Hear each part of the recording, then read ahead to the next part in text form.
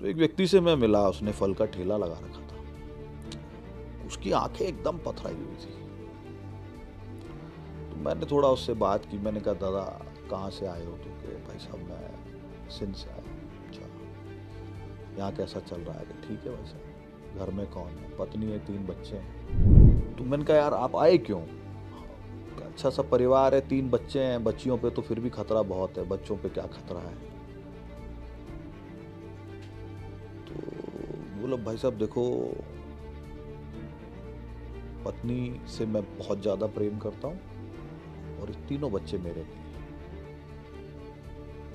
तो मैं तो एकदम सन्न रह गया कि ये आदमी क्या बोल गया। और वो बच्चों के प्रति उसका बड़ा अनुराग था। उसने बच्चों को डांटा नहीं, वो छोटी मोटी ऐसे हंसी मजाक शरारत कर रहे थे। तो मैंने कहा, आप क्या बात कर रहे हो? बोले, देखो भाई साहब, मैं घर से निकला और उसके करीब 5 घंटे बाद में माँ ने मेरे ट्रांसपोर्ट ओनर को बोला, जिसके यहाँ से मेरा टाई अप था, तुरंत घर आ जाओ भाई, अभी के अभी आ जाओ। तो मैंने सब काम छोड़े, दूसरे आदमी को ट्रक संभलाया और मैं दौड़ के मेरे घर पहुंचा। तो मुझे पता लगा, घर में घुस के गन पॉइंट पे मेरी पत्नी को यहाँ के वडेरे उठा के ले गए हैं जागीरदार। मैंने उनके घर जाके उनके हाथ जोड़े, पैर पकड़े, गाँव के 10-5 आदमियों को लेके गया। मेरे को मेरी बीवी वापस दे दो, तो 10-20 दिन काम में लेके भेज देंगे, अभी तो तू जा यहाँ से। और बहुत मारा मुझे। जाके पैर न फटे बिवाई, वो का जाने पीर पर आई। 8-9 साल की बच्ची को गन पॉइंट पे कोई घर में से उठा के ले गया। सेम डे गन पॉइंट पे उस बच्ची का कन्वर्जन हो गया और 9-10 साल की बच्ची का जबरन निकाह किसी 40-50 साल के आदमी से करवा दिया गया। ये सुन के रात को नींद आना बंद हो गई। अजीत जी, एक बहन है हमारी जोधपुर में, वो कहती है कि भैया मेरी माँ को निकलवा दो पाकिस्तान से। मैंने कहा, बात क्या है बताओ बहन जी? बोले, भैया मेरे 4 बच्चे ना वडेरे के बच्चे हैं, मेरे पति को उसने मार मार के अधमरा और अपाहिज कर दिया और मुझे घर से उठा के ले गया था। 4 बच्चे उसके हैं और मैं उसकी भोगदासी बन के वहाँ पे रही। और मुझे ये लोग धरती पे जीवित भगवान लगते हैं कि इतनी बड़ी राक्षसी व्यवस्था के अंदर भी उन्होंने भगवत गीता और भगवान राम के नाम का त्याग नहीं किया। इनके पास सबसे अच्छा विकल्प था कलमा पढ़ लेने का। इन्होंने नहीं पढ़ा इतने दबाव में भी, और अपने धर्म और अपने बच्चों को बचाने के लिए भारत में आए हैं। तो मोदी जी ने कहा कि हिंदू यहाँ नहीं आएगा तो कहाँ जाएगा भैया? और पाकिस्तान का ही क्यों, पूरी दुनिया का हिंदू भारत में नहीं आएगा बेचारा प्रताड़ित होकर, तो कहाँ जाएगा? हमारी सरकार आएगी तो हम इन सब की सुध भी लेंगे, इन सब का पुनर्वास भी देखेंगे और इनको अच्छा मानवीय जीवन मिले और सुरक्षित मानवीय जीवन मिले, इसकी सुनिश्चितता भी करेंगे। ये मोदी जी ने कहा है। ऐसा कहने वाला कोई दूसरा पॉलिटिशियन नहीं है। तो हमको उनकी मंशा पे अभी भी शक नहीं है, शंका नहीं है। समय की बात है, चीज़ें हैं, राजनीति है, इन लोगों की भी अपनी कई मजबूरियां रहती होंगी, पर वो इन लोगों के प्रति असंवेदनशील हो जाएंगे, ऐसा मेरा हृदय नहीं मानता है। जी जी। नमस्कार दोस्तों, मैं अजीत और आप देख रहे हैं डू पॉलिटिक्स। कई बार क्या होता है कि कुछ मुद्दे ऐसे होते हैं जिनके बारे में हम सुनते हैं, उनके कीवर्ड्स हमें याद रह जाते हैं। जैसे सीएए है, उसमें मूलतः हम सिर्फ यही समझते हैं कि भारत की सीमा से सटे हुए जो भी पड़ोसी राज्य हैं, उसमें जो रिलीजियस माइनॉरिटीज़ हैं उनके साथ जो उत्पीड़न हो रहा है, उनके कारण उनको भारत में नागरिकता में अब सुविधा दी जाएगी। पहले भी मिली करती थी नागरिकता और सारे लोगों के लिए ओपन था, उसी प्रक्रिया से आते थे। लेकिन पाकिस्तान में हिंदुओं की जो दुर्गति है, अफ़गानिस्तान में सिखों की जो दुर्गति है, या बांग्लादेश आप चले जाइए, तो इन सब को लेके एक वृहद, एक आप कह सकते हैं कि हमारी समझ विकसित नहीं हो पाई है। क्योंकि ज्यों ही इस पे चर्चा होनी थी तो ये शाहीन बाग की नौटंकी होने लगी और फिर भारत की सीमाओं को पूरी दुनिया के लिए खोलने की बातें की जाने लगी। इसी मुद्दे पे मैं आज आपको ऐसी शख्सियत से मिलवाने जा रहा हूँ जो निमित्तकम एक संस्था है, उनके अध्यक्ष हैं। और इस व्यक्ति या इस संस्था की बात इसलिए भी आवश्यक हो जाती है कि जब हम और आप ज़्यादा से ज़्यादा इस डिस्कशन में, इस चर्चा में, इस सीए हो या कोई भी मुद्दा हो, उनकी चर्चा में जब हम स्टूडियो में बैठ के बातें करते हैं या बहुत ज़्यादा कोशिश करते हैं तो एक दिन के लिए ग्राउंड रिपोर्ट करने हम कहीं चले जाते हैं। लेकिन कोई शख्स या संस्था 3000 पाकिस्तानी हिंदुओं को अगर नागरिकता दिलवाती है, 10,000 पाकिस्तानी हिंदुओं को कानूनी तरीके से पाकिस्तान से निकलवाती है, यहाँ पे लाती है और ड्यू प्रोसेस ऑफ लॉ जो है हमारे देश का, उसके थ्रू उनको यहाँ रहने का, खाने का, शरणार्थी होने का और अंततः जो भी प्रक्रिया है उससे एक भारतीय नागरिक बनाने का जो कार्य करती है, उसमें जय आहूजा जी ने काफ़ी काम किया है। जय जी, आपका बहुत बहुत स्वागत है। नमस्कार। सबसे पहले तो मैं चाहूँगा कि आप दर्शकों को ये बताएं कि निमित्तेकम जो संस्था है जी अभी मैं बात कर रहा था तो आपने बताया कि 3000 को आप लोग लगभग नागरिकता दिलवा चुके हैं और फिर 10,000 जी लाए हैं। और फिर बात हो रही थी कि जोधपुर में मतलब लोग बहुत ही दयनीय स्थिति में हैं। जी मैं भी यहाँ मजनू के टीला में मतलब जहाँ तक हो सकता था एक्सेस वहाँ तक गया और बहुत हृदय विदारक कहानियाँ मैंने सुनी हैं। सबसे पहले थोड़ा सा मतलब डेटा दीजिए कि ये एफर्ट आपने कब से शुरू किया, कितने लोगों को अभी तक मतलब आप मिल चुके हैं, कितने लोगों की मदद हो पाई है, सरकार का क्या रवैया रहा? अजीत जी, मैंने ये काम 2010 से शुरू किया था और इसके अंदर दो कारण थे इस विषय के अंदर आने की। ये वो दौर था जब 2009-10 में ऑर्कुट और फेसबुक डेवलप हो रहा था और सोशल नेटवर्किंग साइट हमारे आम जनजीवन का हिस्सा बनती जा रही थी। तो हमारी कुलदेवी है हिंगलाज माता। अपने सनातन शास्त्रों के अनुसार माँ सती के शरीर के 52 हिस्से धरती पे अलग अलग जगह गए हैं, जिसमें माता जी का ब्रह्मरंध्र यानी ब्रेन, उनका मस्तिष्क हिंगुल पर्वत पे गिरा और वो सनातन धर्म का पहला शक्तिपीठ है। तो मैं माता जी के मंदिर की क्या स्थिति है जानने के लिए पाकिस्तान में लोगों को फ्रेंड रिक्वेस्ट भेजने लगा। उसमें उस यात्रा में एक मित्र बन गए हमारे फेसबुक पे, राकेश लखानी जी। वो मेरी तरह ही जन्म से भारतीय हैं, उनके पुरखे भी सिंध से माइग्रेट होके आए थे। वो अडानी मेडिकल कॉलेज के उस समय आईटी हेड थे और वो वर्डप्रेस के ब्लॉग्स लिखा करते थे रोज़ होने वाली घटनाओं पे। वहाँ के कुछ पत्रकारों से, एक्टिविस्ट से उनकी मित्रता थी। और सबसे ज़्यादा हृदय विदारक बात ये थी कि मेरी बिटिया उस समय 9 वर्ष की थी, लगभग 8-9 वर्ष की, और मैं 8-9 साल की बच्ची को गन पॉइंट पे कोई घर में से उठा के ले गया। सेम डे गन पॉइंट पे उस बच्ची का कन्वर्जन हो गया और 9-10 साल की बच्ची का जबरन निकाह किसी 40-50 साल के आदमी से करवा दिया गया। ये सुन के रात को नींद आना बंद हो गई अजीत जी। और मुझे लगा कि अगर मेरे दादाजी ने 1947 में भारत आने का निर्णय नहीं लिया होता तो इस बच्ची को, जो मेरी बिटिया है, जो मेरी आंखों का तारा है, इसको बचाने के लिए मुझे उस समाज में कितना संघर्ष करना पड़ता और किसी पिता पे क्या बीतेगी जब उसके बच्चे को कोई उसके हाथों में से छीन के ले जाएगा, या उसके बेटे बेटी के साथ स्कूल में रोज़ इस बात की प्रताड़ना होगी कि तुम काफिर हो, तुम अलग गिलास में पानी पियो, तुम हमारे साथ खाना नहीं खाओगे और तुम मूर्तियाँ पूजते हो। तो अगर इतनी प्रताड़ना मेरे बच्चों के साथ होती तो मुझे कैसा लगता। तो उनके आने का कारण भी वही है जो मेरे दादाजी का कारण आने का था। उनको इस्लामिक रिपब्लिक पाकिस्तान में नहीं रहना था। उनको समझ में आ गया था कि ये धरती अब श्रिंक हो चुकी है, यहाँ से निकलना चाहिए। तो मेरे दादाजी का हाथ पकड़ने वाला कोई नहीं था। तो मुझे लगा मुझे आगे बढ़ के इन सब भाई बहनों का हाथ पकड़ना चाहिए और समग्र हिंदू समाज को कहना चाहिए कि हम ऐसे दोनों बाहें फैला के इनको अपने आप में समेट लें, क्योंकि ये यहाँ नहीं आएंगे तो कहाँ जाएंगे, धरती पे और तो कोई जगह इनके लिए बची नहीं है। ये कारण था, मैं इसमें लगा। फिर 2012 में मुझे डॉक्टर ओमेंद्र रत्नू, मेरे सगे बड़े भाई से मेरे लिए जीवन में बढ़कर हैं, वो मिले। हम लोगों ने इसको इंस्टीट्यूशनलाइज करने का सपना देखा और फिर जब अनुकूल समय आया मोदी जी की सरकार बनने के बाद में, तो हमने निमित्तेकम नामक एनजीओ का गठन किया और उसके बैनर पे हमने अब तक 12 पाकिस्तानी हिंदू भाइयों को हमने अपने यहाँ सैलरीड रखा है। जाके पैर न फटे बिवाई, वो का जाने पीर पर आई। तो इस विचार से उन लोगों ने इतना एक्स्ट्रा ऑर्डिनरी काम किया है हमारी टीम ने। उनकी खुद की किसी की नागरिकता नहीं हुई है, लेकिन उनके ग्राउंड वर्क और उनके परिश्रम और हमारे सहयोग और हमारे साथ में काम करने से अब तक 3000 लोगों को हम नागरिकता दिलवा चुके हैं।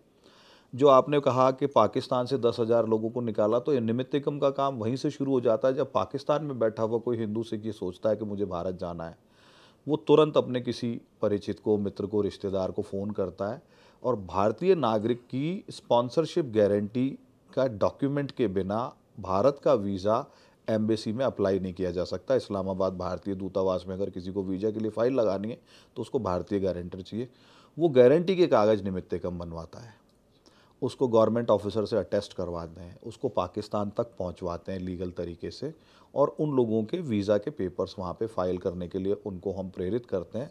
और फिर जब उनके वीज़ा के पेपर लग जाते हैं तो गारंटर की वेरिफिकेशन आईबी करती है, इसमें 3-4 महीने का समय लगता है। वो ठीक तरीके से होके और वापस पाकिस्तान तक पहुँचे और संबंधित व्यक्ति को वीज़ा मिले, इसका हम लोग प्रयास करते हैं।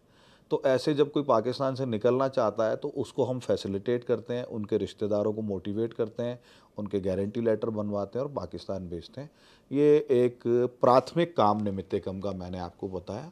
इसको और आगे बढ़ा दें तो व्यक्ति जब भारत के बॉर्डर में आ गया तो वो विदेश मंत्रालय का केस नहीं है, फिर वो गृह मंत्रालय का मामला है, तो उसको तुरंत सीआईडी के दफ्तर में ले जाके हम रजिस्टर्ड करवाते हैं। 90 दिन का वीज़ा लेके ज़्यादातर लोग आते हैं, विजिट वीज़ा। उस वीज़ा को लॉन्ग टर्म वीज़ा में कन्वर्ट कर दिया जाए और उनकी शरण की एप्लीकेशन, असाइलम की एप्लीकेशन हम लोग एफिडेविट के साथ लगवाते हैं, और निश्चित रूप से उनकी शरण की एप्लीकेशन मंजूर हो और वो भारत में रह पाए, ये सुनिश्चित करते हैं। फिर उनके बच्चों के एडमिशन है। राजस्थान ऐसा पहला स्टेट है जहाँ पे राइट टू एजुकेशन में बच्चे एंटाइटल हुए 2012 में हमारे प्रयासों से। उसके बाद भारत के अन्य राज्यों ने भी उसी ऑर्डर को फॉलो करके अपने अपने यहाँ लोकली ऑर्डर किए। तो राइट टू एजुकेशन में ज़्यादातर बच्चे पढ़ रहे हैं अच्छे स्कूलों में। मेडिकल का जो अरेंजमेंट है वो मेरे बड़े भाई आदरणीय डॉक्टर ओमेंद्र रत्नू खुद एक सर्जन हैं और ईएनटी सर्जन है, तो उन्होंने जयपुर, जोधपुर, कई शहरों के स्थानीय डॉक्टरों को कंसोर्टियम बना के जोड़ा हुआ है। क्योंकि पाकिस्तानी पासपोर्ट होल्डर हैं तो वो आयुष्मान भारत या ऐसी किसी भी सरकारी योजना के लाभार्थी नहीं हो सकते। फिर माननीय राजनाथ सिंह जी के समय एम्स जोधपुर को एक चिट्ठी लिखवाई गई थी कि इनको इलाज करने के लिए एंटाइटल किया जाता है, वो उन्होंने ये जो स्वास्थ्य मंत्रालय है इसके सहयोग से कराया था। तो दिल्ली से जो चिट्ठी गई तो उसके कारण जोधपुर एम्स एक बहुत बड़ी सुविधा के रूप में हमारे लिए, अब हमारे लोगों के लिए उपलब्ध हो गया है। तो एक 360 डिग्री एक शब्द है, दसों दिशाओं से किया जाने वाला, राउंड द क्लॉक किया जाने वाला काम है। और मैं मेरे बच्ची को भी ऐसे ही संस्कार दे रहा हूँ कि जब मैं ना रहूँ तो भी ये लाखों लोग फंसे हुए हैं, तो तुम लोग ये काम जरूर करना। चैरिटी बिगिंस एट होम वाली बात अगर कहें तो वो घर में भी होना ही चाहिए हमारे।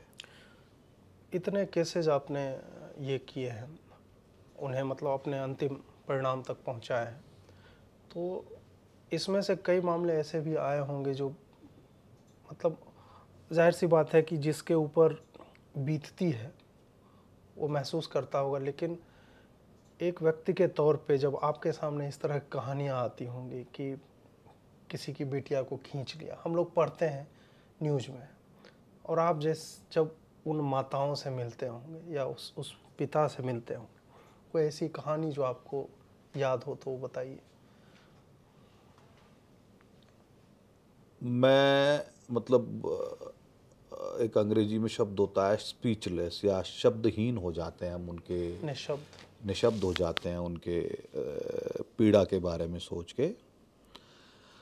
तो हरियाणा के एक शहर में हमें जानकारी मिली कि कुछ लोग रह रहे हैं, तो मैंने कहा कि भाई इनका कोई, हमारे यहाँ राजस्थान में बोलते हैं धनी धोरी, राजस्थान में तो निमित्त कम है, बाकी ज़्यादातर स्टेट्स में इनका धनी धोरी, कोई माई बाप, कोई रखवाला, कोई गार्जियन लोकल नहीं है।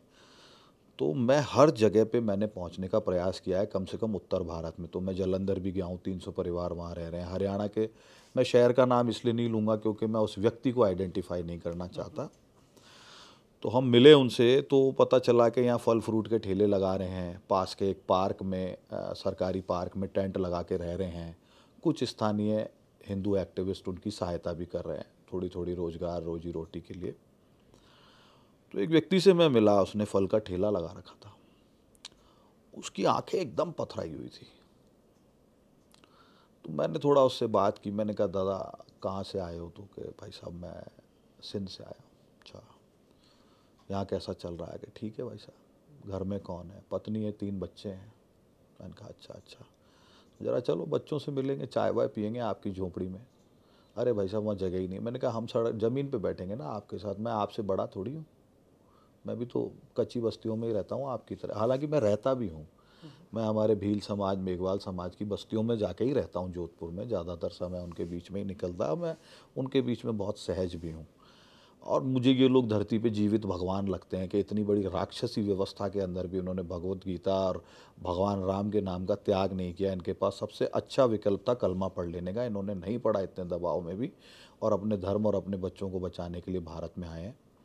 तो मैं थोड़ा उनको मैंने इंसिस्ट किया, आग्रह किया, तो वो मुझे ले गए अपने झोंपड़े में।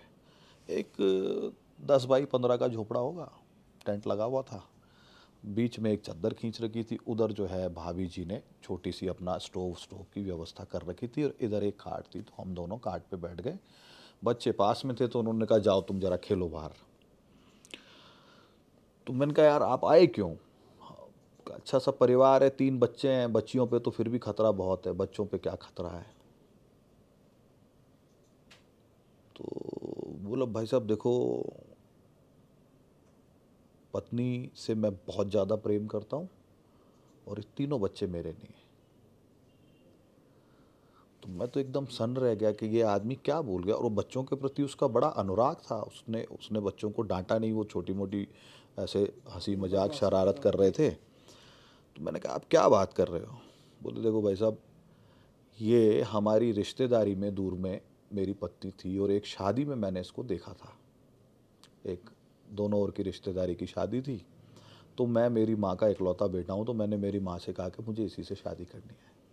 मेरी माँ रिश्ता लेके गई, वहाँ पाकिस्तान में हमारी कुछ 50 बीघा ज़मीन थी नहरी इलाके में घर की, और मेरे पास 3 ट्रक थे, और मेरा 2 मंजिल का मकान भी था गांव में।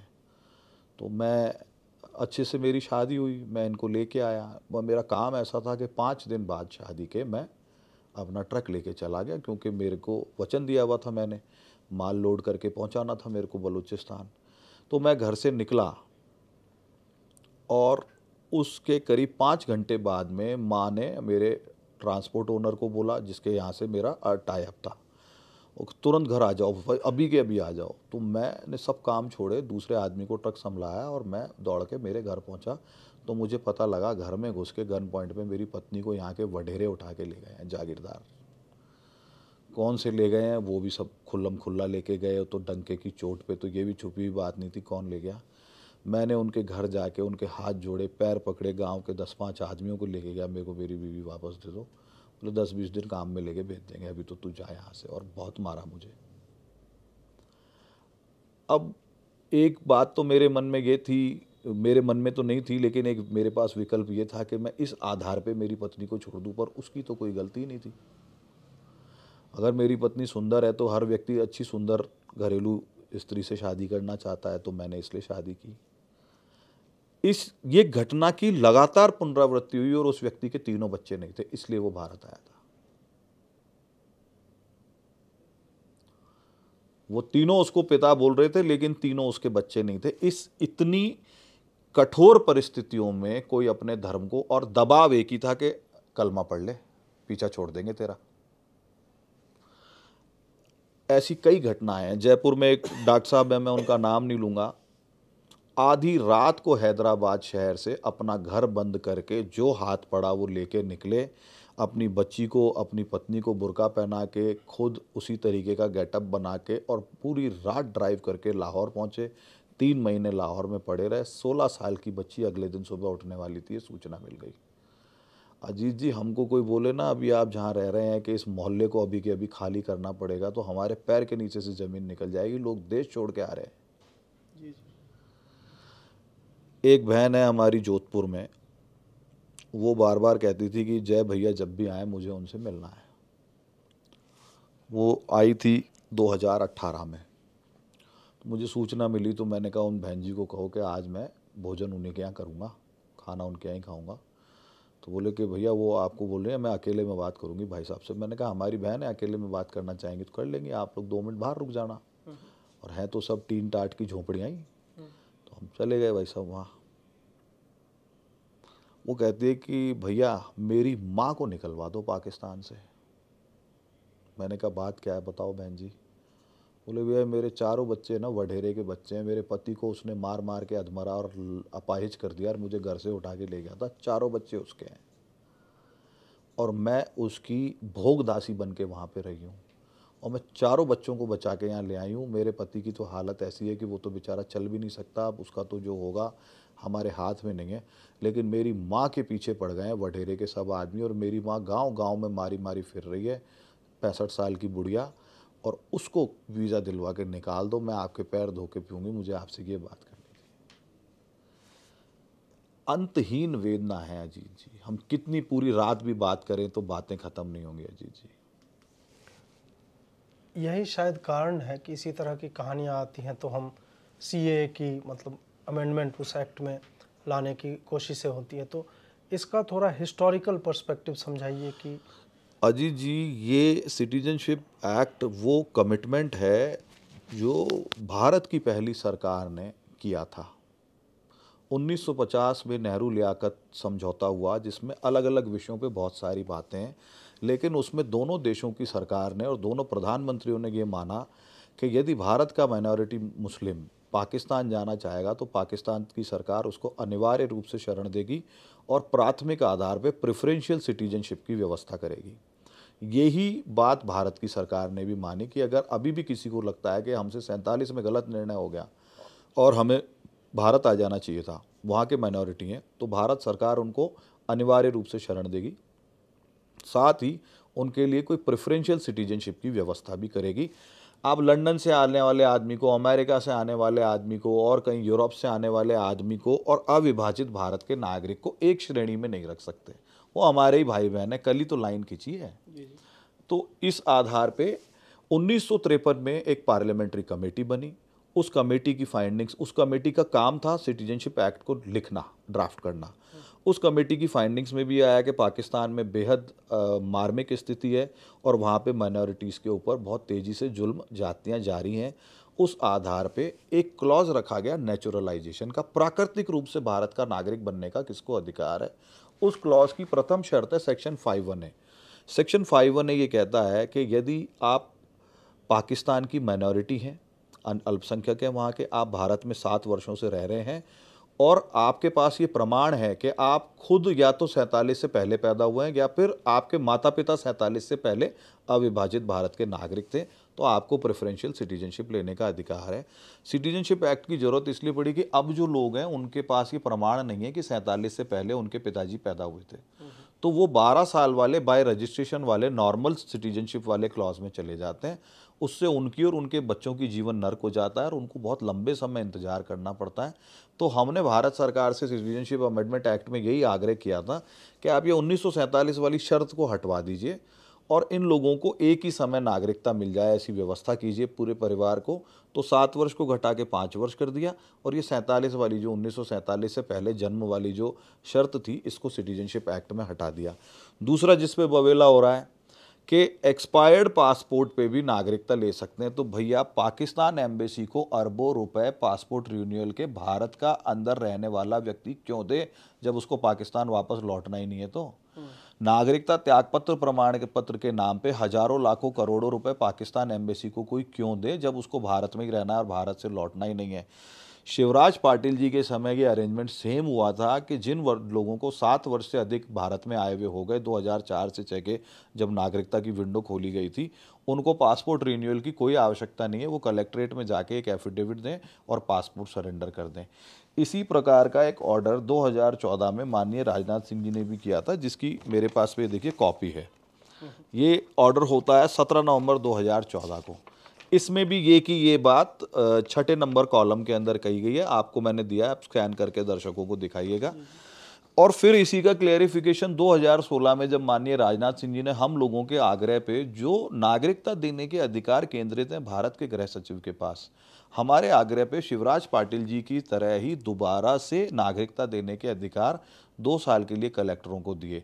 तो उसमें भी मेंशन किया कि हम 23 दिसंबर 2016 को ये आदेश जारी कर रहे हैं कि अब से 7 वर्ष पूर्व 31 दिसंबर 2009 तक जिनका भारत में अराइवल हो चुका है, उनको अपने पासपोर्ट कलेक्ट्रेट में ही सरेंडर करने हैं, पाकिस्तान एम्बेसी में धक्के खाने की कोई ज़रूरत नहीं है। और वो एक एफिडेविट लिख करके रेनाउंसेशन सर्टिफिकेट भी प्राप्त करने की पाकिस्तान एम्बेसी से ज़रूरत नहीं है। एक 100 रुपये के स्टाम्प पे एफिडेविट लिखें कि हमने पाकिस्तान की नागरिकता को शपथपूर्वक त्याग दिया है और भारत की नागरिकता ले लें। अब 2009 वाले केसेस तो हमने निकलवा दिए। अब रोज सुबह पाकिस्तान एम्बेसी के बाहर 100-100, 150-150 पाकिस्तानी हिंदू और सिख खड़े होते हैं बेचारे। लाखों लाखों रुपए की उनकी फीस ड्यू है, क्योंकि 6,000 रुपए प्रति वर्ष प्रति व्यक्ति पासपोर्ट रिन्यूअल की फीस है। किसी का 5 साल से रिन्यू नहीं है। एक ही घर में 10 लोग होना बहुत ही नॉर्मल सी बात है हमारे दलित हिंदुओं में। हमारे ट्राइबल हिंदू जो पाकिस्तान से आए, आने वाले 80% लोग दलित और ट्राइबल हिंदू हैं। भील हैं, मेघवाल हैं, कोली हैं, बागड़ी हैं और वाल्मीकि हैं। इस समाज के लोग काफ़ी बड़ी संख्या में भारत में आए हुए हैं। इन दलित हिंदुओं के पास, ट्राइबल हिंदुओं के पास खाना खाने के तो पैसे नहीं है। अजीत जी, ये 60-60 हज़ार रुपये सालाना की फ़ीस कहाँ से भरेंगे? तो ये हमारा बार बार भारत सरकार से आग्रह है कि भाई आप पाकिस्तान जैसे एनिमी मुल्क को रोज़ 15-20 लाख रुपए की कमाई क्यों करवा रहे हैं? कितनी सरलता से राजनाथ सिंह जी के समय काम हुआ, कितनी सरलता से वहाँ पे लोकली हम पासपोर्ट सरेंडर कर देते थे। एक एनिमी मुल्क जो हिंदुओं से घृणा के आधार पे खड़ा हुआ है, वो पाकिस्तानी हिंदुओं को वहाँ पे कितने बुरे तरीके से उनका अपमान किया जाता है रोज़ाना। ये आप में से कोई भी जाके रोज़ सुबह देख सकता है। 2 घंटे के लिए विंडो खुलती है, इसलिए सुबह 4 बजे से लोग लाइन लगाते हैं कि उस 2 घंटे में मेरा नंबर आ जाए। विंडो खुलेगी 10 बजे, अजीत जी लाइन लगती है सुबह 4 बजे से। कितनी प्रताड़ना हमारे ही देश में निरीह लोगों को भोगनी पड़ रही है।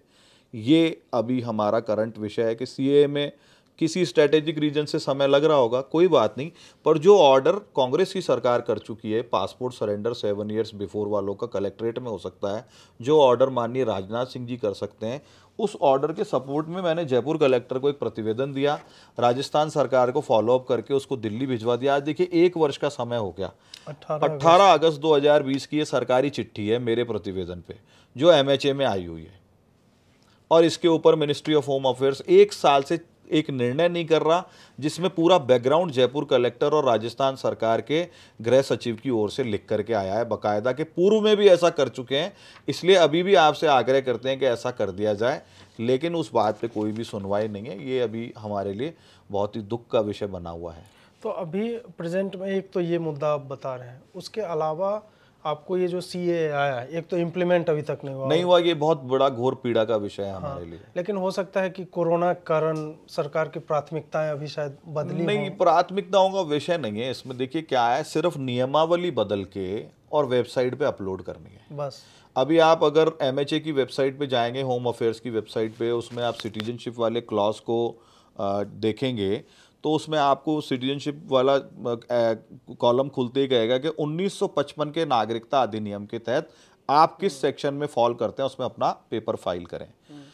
1955 की जगह 2019 का सिटीजनशिप अमेंडमेंट एक्ट आएगा हेडिंग में, और उसमें सारे कॉलम डिलीट करके एक नया कॉलम बनाना है। एक नया कॉलम ये बनाना है कि if you are a Pakistani minority then you can file your application under the citizenship amendment act, और आपकी एक ही धारा है, क्योंकि फिर आपको सिर्फ 5 साल के बाद में सीधे लगा देना है।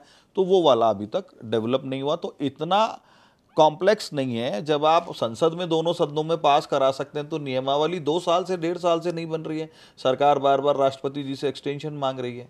कहीं ऐसा तो नहीं है कि लोग शाहीन बाग टाइप का देख के उनको अप्रेंशन हो? अब अजीत जी, हम लोग तो देखिए सामाजिक कार्यकर्ता हैं, सरकार के अंदर क्या चल रहा है तो सरकार जाने। हम लेकिन सरकार की इंटेंशन पे, इनकी मंशा पे अभी भी प्रश्नवाचक चिन्ह इसलिए नहीं लगाते कि अगर मंशा खराब होती तो ये कानून ही नहीं आता जी। है ना। दूसरी बात, ये झूठ के प्रोपेगेंडा को मैंने कई जगह बस्ट किया है। CNN के डिबेट में अभिषेक मनु सिंघवी जी से मैंने एक सवाल पूछ लिया तो जवाब नहीं दे पाए। इसको एंटी मुस्लिम कहा जाता है अजीत जी, यही तो प्रश्न है। अब एंटी मुस्लिम कैसे नहीं है, मैं ये प्रूव कर देता हूं आपको।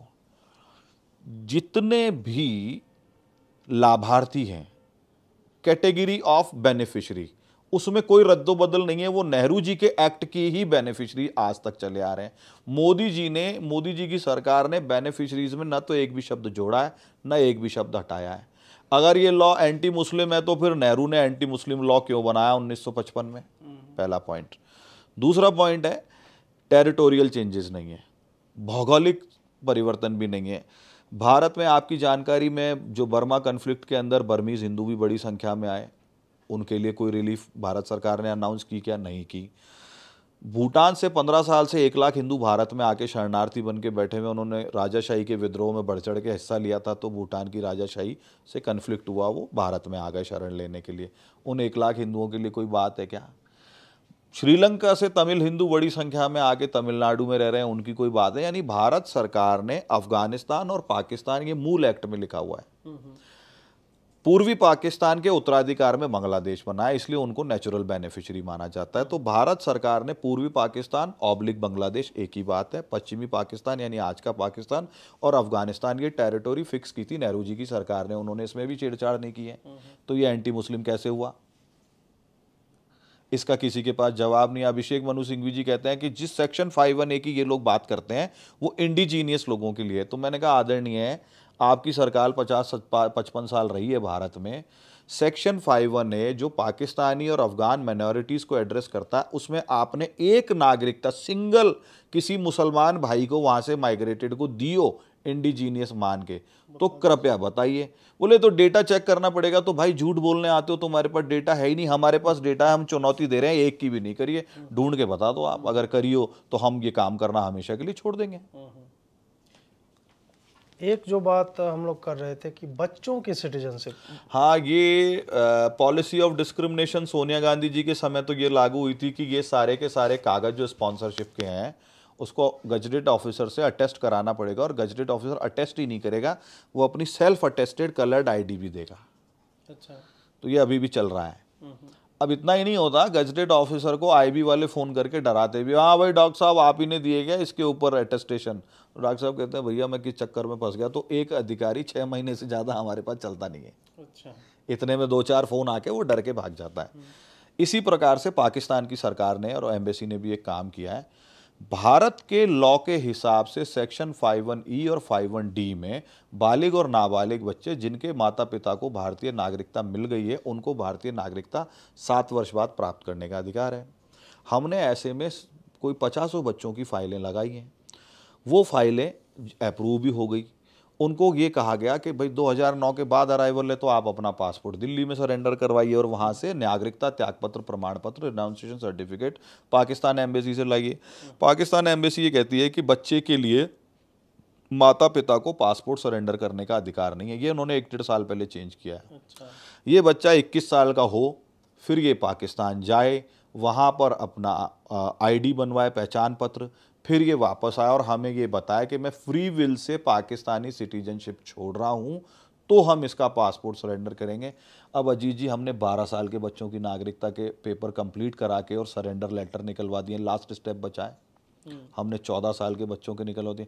12 साल का बच्चा 9 वर्ष इंतजार करे, उसका पूरा परिवार भारत की नागरिकता प्राप्त कर चुका है, और वो 21 साल का हो तो पाकिस्तान जाएगा किसके साथ? उस नर्क में 9 साल बाद उसको कौन लेके जाएगा? तो हम इसलिए पुनः भारत सरकार से आग्रह कर रहे हैं कि जैसे आप पहले 7 वर्ष वालों को कलेक्ट्रेट में अनुमति दे रहे थे बिफोर 7 ईयर अराइवल वालों को, वैसे ही अब दे दीजिए। ये काम तो कांग्रेस ने भी किया है, भाजपा ने भी किया, और ये तो पूर्ण मानवीय काम है। इसमें समस्या क्या है? आप क्यों पाकिस्तान को रोज 15-20 लाख रुपए का रेवेन्यू दिलवा रहे हैं? उसी से वो गोली खरीदेगा, बम खरीदेगा, हमारे बच्चों को मारेगा।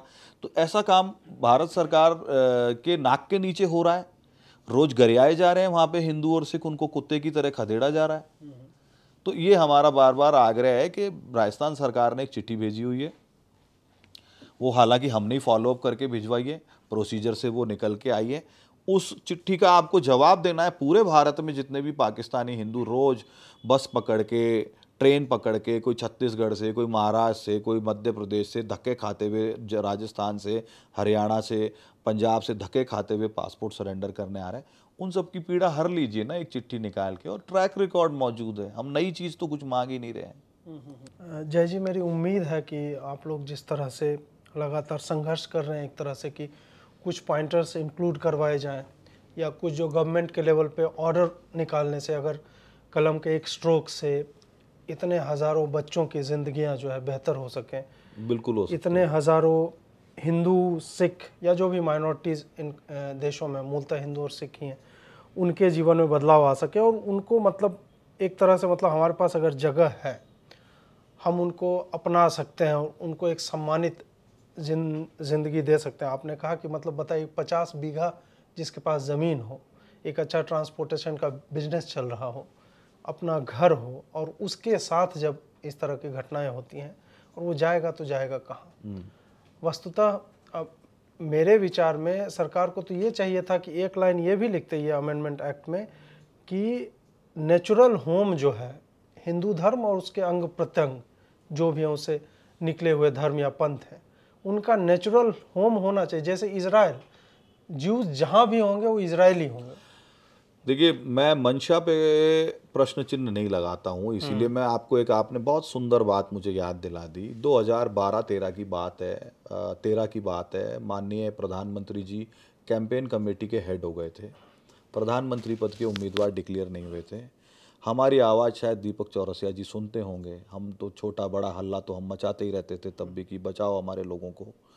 तो दीपक चौरसिया जी ने पहला इंटरव्यू, ब्रेकिंग इंटरव्यू था वो मोदी जी के कैंपेन कमेटी चेयरमैन डिक्लेयर होने के बाद में, और उसमें दीपक चौरसिया जी ने प्रश्न पूछा, और प्रश्न ये पूछा कि ये पाकिस्तान में हिंदुओं पे बड़े अत्याचार हो रहे हैं, इस विषय पे आपका, इस बात पे आपका क्या स्टैंड है। तो मोदी जी ने कहा कि हिंदू यहाँ नहीं आएगा तो कहाँ जाएगा भैया, और पाकिस्तान का ही क्यों, पूरी दुनिया का हिंदू भारत में नहीं आएगा, बेचारा प्रताड़ित होकर तो कहाँ जाएगा।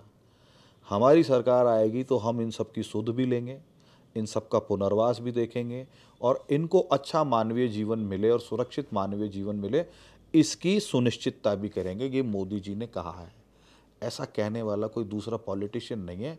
तो हमको उनकी मंशा पे अभी भी शक नहीं है, शंका नहीं है। समय की बात है, चीज़ें हैं, राजनीति है, इन लोगों की भी अपनी कई मजबूरियां रहती होंगी, पर वो इन लोगों के प्रति असंवेदनशील हो जाएंगे ऐसा मेरा हृदय नहीं मानता है जी। हाँ, वही जैसे आप बता रहे हैं, कुछ परेशानी है या प्राथमिकताएं थोड़ी सी, मतलब जी, अभी कोविड को लेके और इतना डेथ्स हो रहा है, नेगेटिव मीडिया कवरेज है, वैक्सीनेशन की ड्राइव चल रही है, तो हो सकता है कहीं ना कहीं पीछे रह गया हो। पर अभी हम जो चाह रहे हैं ना वो इतना सरल काम है कि उससे कल सुबह अगर वो होता है तो कल सुबह से पाकिस्तान को 15 लाख मिलना बंद हो जाएंगे रोज के, और हमारे लोगों के इतनी घोर प्रताड़ना तुरंत बंद हो जाएगी, पीड़ा खत्म हो जाएगी उनकी। जय जी, हमसे बात करने का बहुत बहुत आभार, और मेरी कोशिश होगी कि मैं अपनी टीम के साथ जोधपुर के उन इलाकों में जाऊं, आप साथ रहें तो और अच्छा हो। निश्चित रूप से रहेंगे, वहाँ घूमेंगे, और हम चाहते हैं कि लोगों को ये जो सीए के विरोध में जो लोग बैठे हुए हैं उनकी आंखें खुले, खास करके 22-23 साल के नवयुवक और नवयुवतियां जो हैं, जो कॉलेजेस से निकलते हैं और उनको जो एक वामपंथी और हिंदू घृणा वाला प्रोपेगेंडा चलाया जाता है, उनके लिए जो मतलब मुसलमान भी आ जाएं, पाकिस्तान के, बांग्लादेश के भी आ जाएं, ये क्यों नहीं खोला, इस तरह के जो प्रश्न होते हैं उनकी आंखें खोलना बहुत ही आवश्यक है। तो मैं कोशिश करता हूं कि 10-15 दिन में जब भी हमें मौका मिलेगा, आपका स्वागत है, और आपके जीवन का एक बिल्कुल अनुभव अलग होगा। आप उनकी वेदना को निकट से देख पाएंगे तो मुझे लगता है कि आपकी कार्यप्रणाली, आपके जीवन में भी उस संवेदना का एक महत्व बनेगा। आप आइए, आपका स्वागत है, आपकी पूरी टीम का स्वागत है। जी जी, बहुत बहुत आभार हमसे जुड़ने का। धन्यवाद, धन्यवाद।